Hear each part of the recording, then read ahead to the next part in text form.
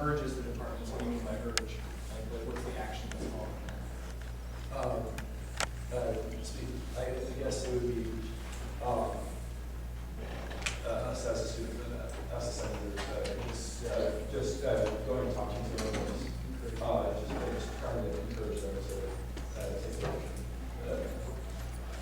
action. Senator Cook. Was there a reason that you used the date of April 15th, or was that something circumstantial behind the date?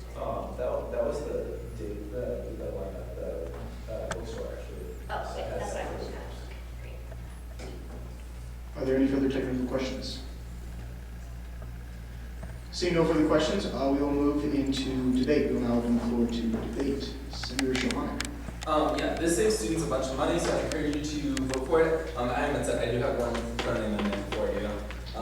Would you be using a period at the end of the April 15th at the very end? Okay, so please everyone vote for this. Senator Speaker Woodson.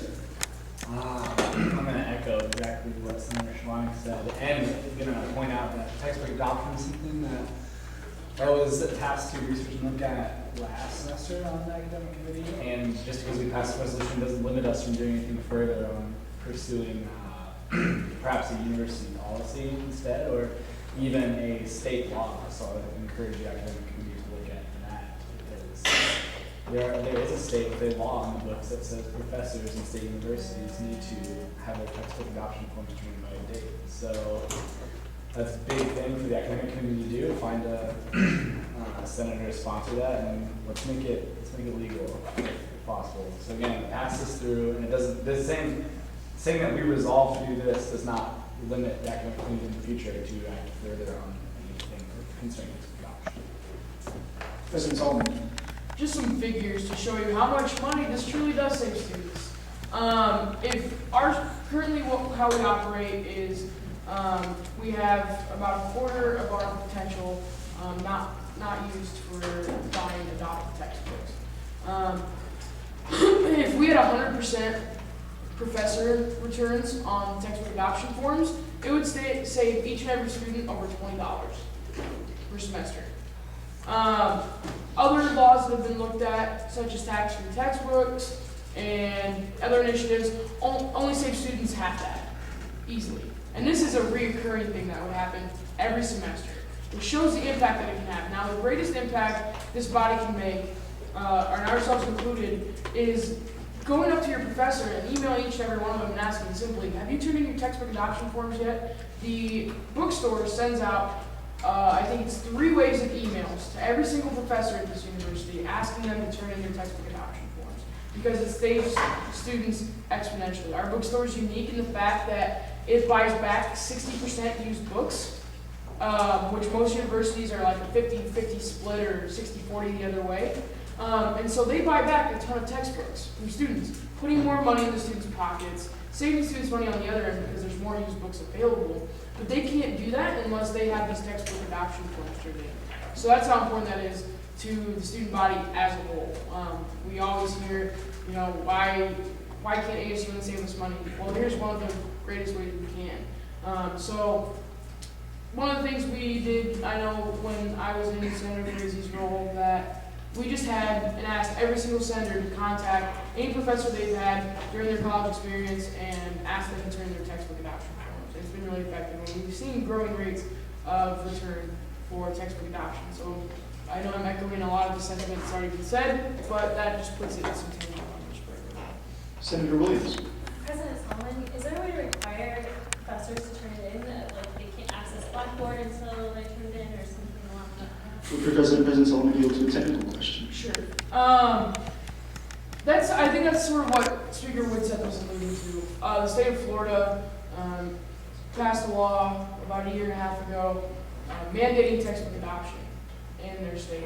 Up to 45 days before the start of the next term, professors had to turn in their textbook adoption forms to their bookstores in order for buyback. We had some preliminary talks with Michelle Witt over in the Chancellor's office last year about this. This is something that I would like to see GLC and academic work very closely on over the next year, because it's something that would impact every college student in the state. Mine minus those at private institutions.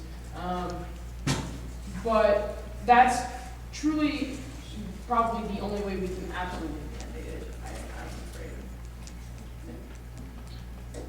Is there any further debate?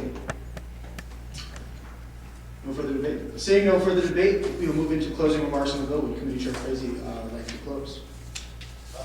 Yes, I guess I just want you to, this is a resolution that it's something that's going to be affecting all students, including yourself.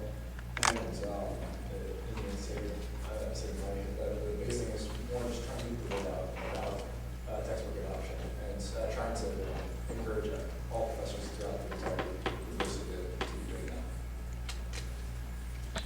Thank you, Senator Frazee. The question on the floor is the adoption of the motion to enact Senate Resolution Number 1. This requires a majority vote of the Senate. We will have a voice vote. All those in favor of the motion say aye. All those opposed say no. And all those wishing to abstain, please say abstain. All those in favor? Aye. All those opposed? All those wishing to abstain? The ayes have it, and the motion is adopted. Is there any further new business? Is there any further new business? Seeing no new business, we'll move into announcements. Senator Williams. I just wanted to remind everyone, I don't know if Senator Cruz will do the same thing, but A&S Fest, Arts and Sciences College Fest is going on this week. So if you want to stop by Old Father, or encourage your friends to stop by Old Father, there's a booth there with candy, snacks. Tomorrow it's from 8 to 10. Thank you. It's donuts and juice. Donuts and juice, there you go. So please stop by. Senator Frazee. I would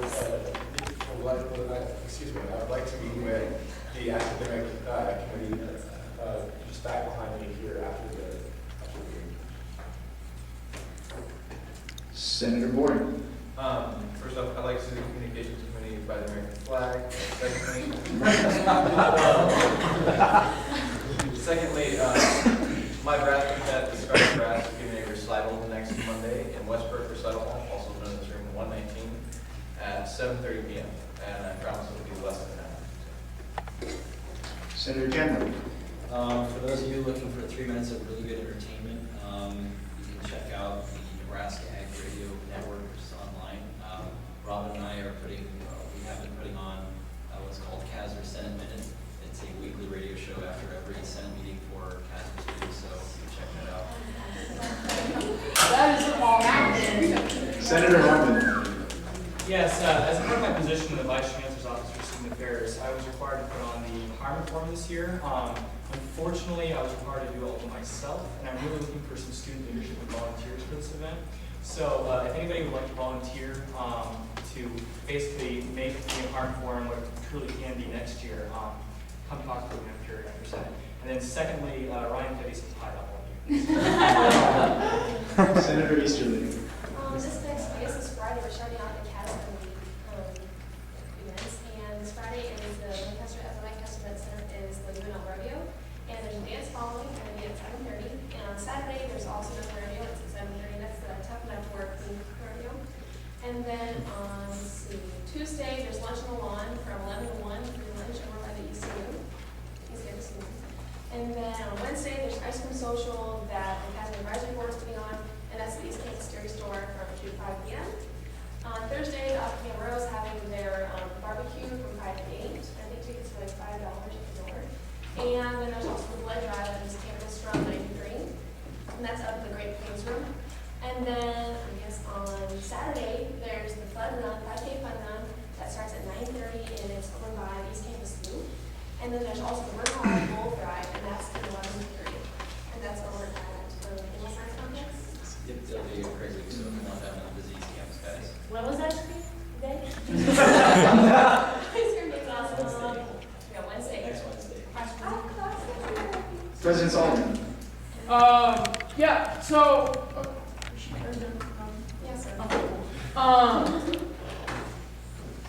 I just want to say, first and foremost, the reason why executive reports and everything is so long today is because the committees haven't really gotten active yet, so those will dwindle as the year goes on, as everyone gets more allocated or regulated into the proceedings. Remember, Jack Donald Cultural Center on Friday.